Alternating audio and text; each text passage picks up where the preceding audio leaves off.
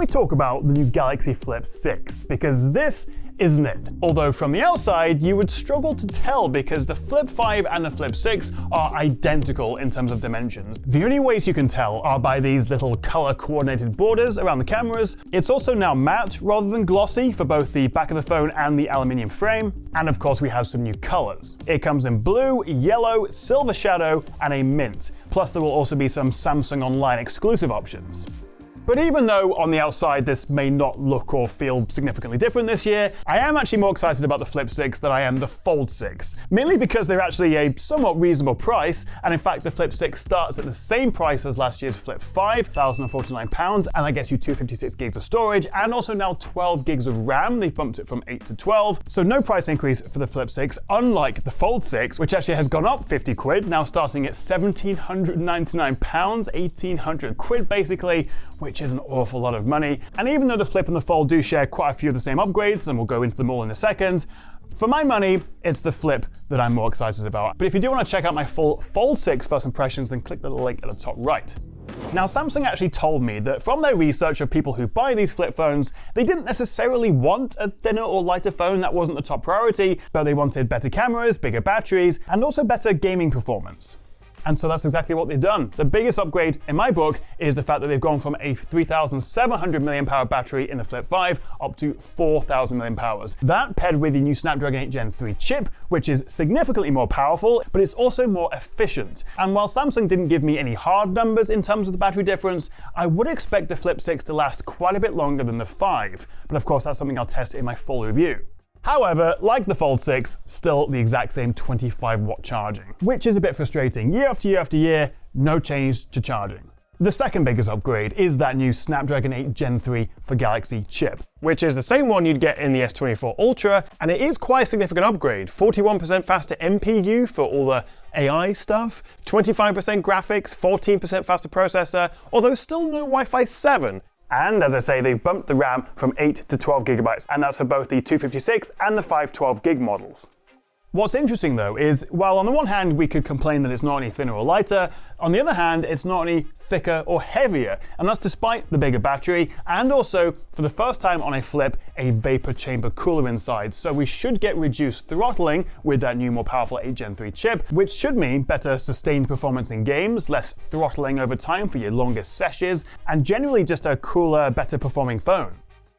Upgrade number 3, and actually they've made it a fair bit more durable because the current Flip 5 has an IPX4 rating, the Flip 6 IP48. So it's more water resistant and also for the first time dust resistant, so you can take it to the beach. And like the new Fold 6, we also get tougher glass. They've gone from an UTG or ultra thin glass to FTG or foldable thin glass, which they say is a bit tougher and also reduces the visibility of the crease, although holding the two side by side, like the Fold 6, which I did in my other video, I couldn't notice that much difference to the crease. If I'm honest, I'd hoped there would be a bit more of an improvement there to make it more subtle, but in my short time with it, I didn't notice a vast difference. We also get a new hinge, what they call a dual rail hinge, for both the Fold 6 and the Flip 6. And because of this new matte finish to the aluminium, both the frame and the hinge are 10% more scratch resistant.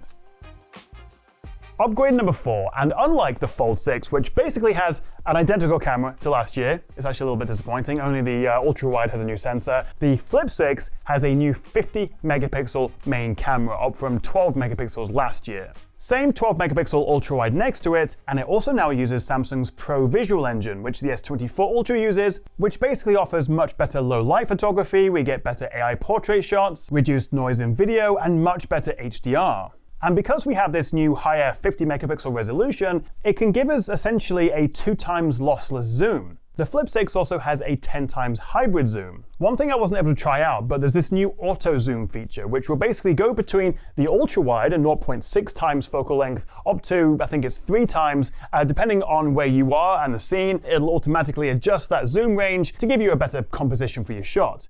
So definitely a bigger camera upgrade for the Flip 6 compared to the Fold 6, both in terms of hardware and also the software, the processing. You've got the 8 Gen 3 with its new ISP, you've got the Pro Visual Engine, and also now the ability to shoot in 4K 60 with the ultra-wide lens. Currently, on the Flip 5, you're limited to 30 FPS with the ultra-wide. Samsung's also worked with Instagram to bring some of these camera improvements like the processing and the better HDR from the native camera app into the Instagram camera app. So you'll get better quality shots if you're shooting straight from Instagram.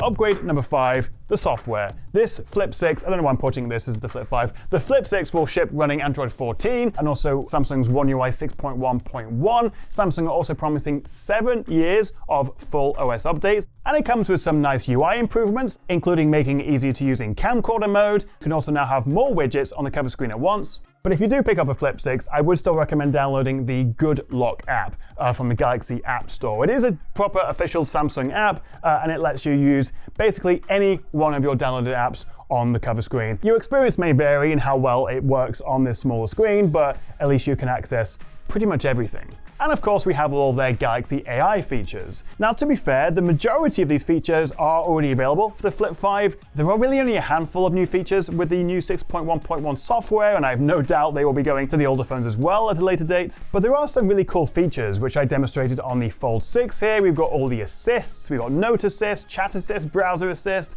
You've got some really cool Gen AI image creation tools like Sketch to Image, Live Studio Portraits. I will be testing all these features properly on the Flip 6 when I get my review samples, so make sure you do stay tuned for my full review. Oh shoot, I actually missed one. Upgrade number 6. They have made the Flip 6's screen brighter, up to 2600 nits peak HDR brightness, up from I believe like 1750 last year, and actually it matches the Fold 6 brightness as well. Not quite the same for the cover screen here, still a 60Hz AMOLED, no change at all really for that one, but certainly a brighter main screen.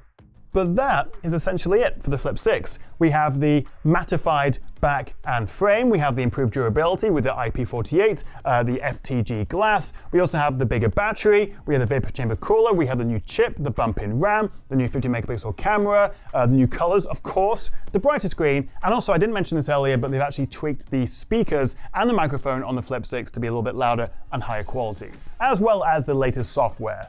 What hasn't changed is the charging, still 25 watts, the overall size and weight and form factor, and as I said at the beginning, also the price. £1,049 for the 256GB model, a little bit more for the 512, of course, and there are some very nice cases you can get to go along with this. And to be fair, it does make the Flip stand out. It can look pretty cool. But what do you reckon? Have they done enough to tempt you to upgrade? Let me know what you make of it in the comments below. If you enjoyed this video, a cheeky like and subscribe would be fantastic. And I'll see you next time, hopefully, in my full review of this here on the Tech Chat.